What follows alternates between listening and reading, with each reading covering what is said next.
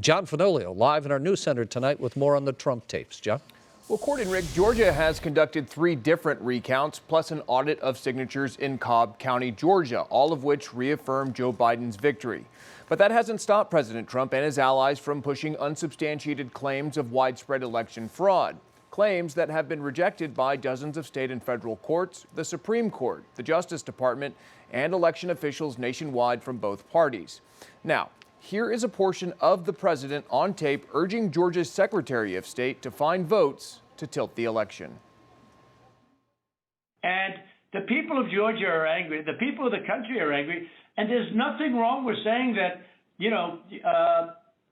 that you've recalculated.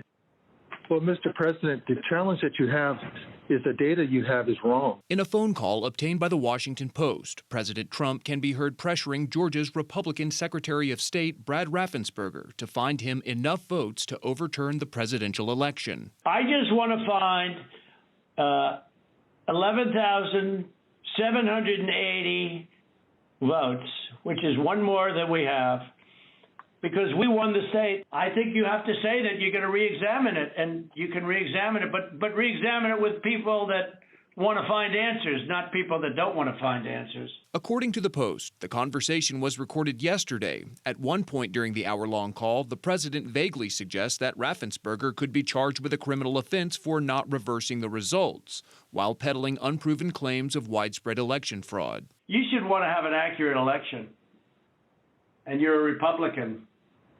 We believe that we do have an accurate election. You're off by hundreds of thousands of votes.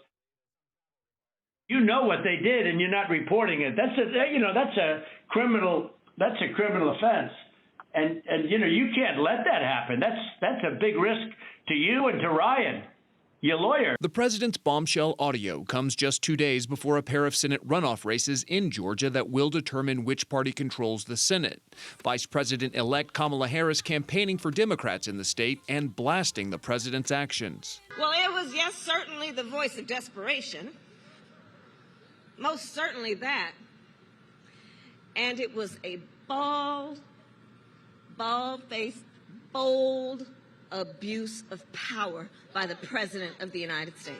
Some Republicans are also criticizing the president and fellow GOP members for supporting his attempts to thwart the will of the people, just days ahead of a joint session of Congress, which is slated to certify state electoral college votes for President-elect Joe Biden. A dozen senators led by Texas Republican Ted Cruz say they plan to oppose the certification of the votes. It's disgusting, and quite honestly, it's going to be interesting.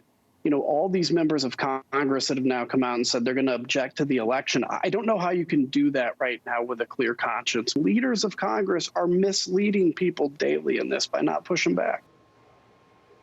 The chairman of Georgia's Republican Party is tweeting tonight that President Trump has filed 2 lawsuits against Georgia's Secretary of State, claiming their conversation was illegally recorded. The Washington Post has released a full transcript and the entirety of the president's recorded phone call. Court, Rick, back to you. John, thanks so much.